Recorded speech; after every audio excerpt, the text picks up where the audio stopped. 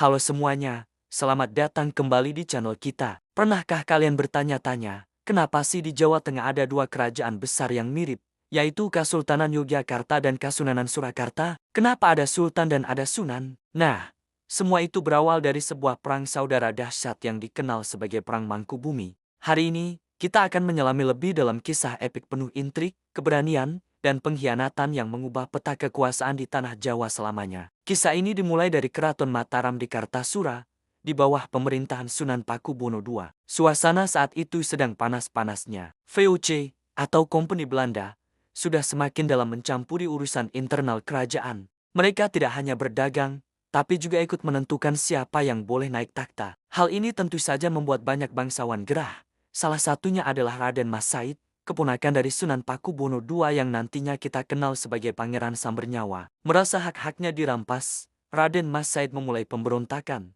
Di sisi lain, ada adik tiri Sunan Pakubuwono II, seorang pangeran yang sangat dihormati karena kecakapan militer dan kebijaksanaannya, yaitu Pangeran Mangkubumi. Awalnya, Mangkubumi ini setia kepada kakaknya dan bahkan berhasil memukul mundur pasukan Raden Mas Said. Atas keberhasilannya ini, Sunan menjanjikan hadiah sebidang tanah di Sukuwati, yang sekarang adalah Sragen.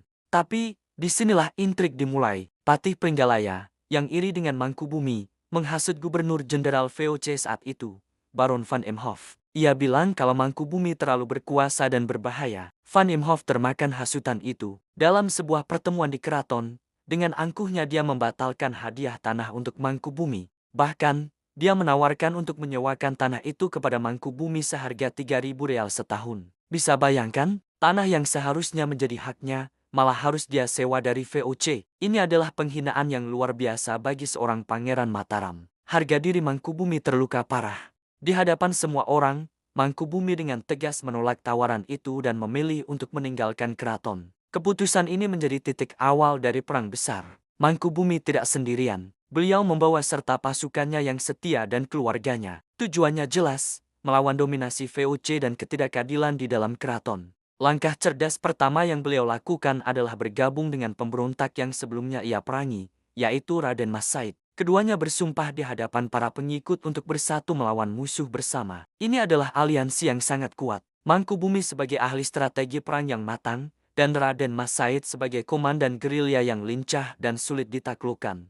Gabungan kekuatan ini membuat VOC dan pasukan Sunan kewalahan. Perang pun berkecamuk di seluruh penjuru Jawa. Pertempuran sengit terjadi di mana-mana. Salah satu yang paling terkenal adalah pertempuran di Sungai Bogowonto. Di sini, pasukan Mangkubumi berhasil menjebak dan mengalahkan pasukan VOC yang dipimpin oleh Kapten de Klerk. Kemenangan ini menaikkan moral pasukan Mangkubumi dan membuktikan bahwa VOC tidaklah tak terkalahkan.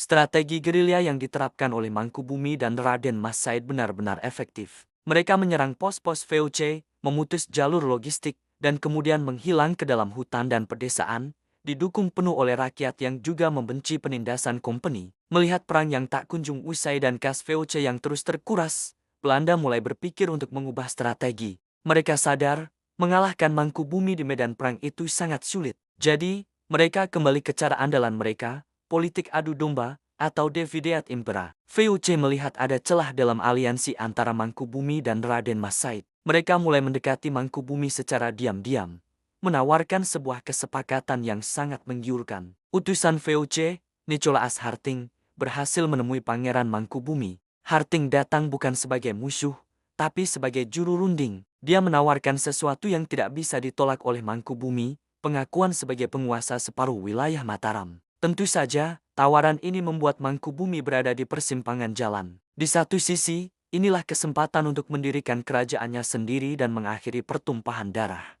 Di sisi lain, ini berarti ia harus berdamai dengan musuh dan mungkin mengkhianati sumpahnya dengan Raden Mas Said. Setelah melalui pertimbangan yang matang, Mangkubumi akhirnya setuju untuk berunding. Perundingan inilah yang puncaknya melahirkan Perjanjian Giyanti pada tanggal 13 Februari tahun 1755. Isi perjanjian ini sangat bersejarah. Kerajaan Mataram Islam dibagi menjadi dua, wilayah bagian timur, dengan ibu kota di Surakarta, tetap di bawah kekuasaan Sunan Pakubuwono III penerus Pakubuwono II. Sementara wilayah bagian barat diberikan kepada Pangeran Mangkubumi. Beliau kemudian mendirikan kerajaan baru, yaitu Kesultanan Ngayogyakarta Hadiningrat, dan naik takhta dengan gelar Sri Sultan Hamengkubuwono I. Lalu bagaimana dengan Raden Mas Said? Tentu saja, beliau merasa dikhianati. Perjuangannya seolah sia-sia. Perjanjian Gianti tidak mengikut sertakan dirinya. Raden Mas Said pun melanjutkan perlawanannya melawan 3 kekuatan sekaligus, Yogyakarta, Surakarta, dan VOC. Namun, perjuangannya menjadi semakin berat. Akhirnya, 2 tahun kemudian, pada tahun 1757, melalui perjanjian Salatiga, Raden Mas Said juga mendapatkan bagian kekuasaannya. Beliau diangkat menjadi adipati dengan gelar Mangkunegarai dan mendapatkan wilayah otonom yang disebut Kadipaten Mangkunegaran. Jadi, dari satu perang saudara yang panjang,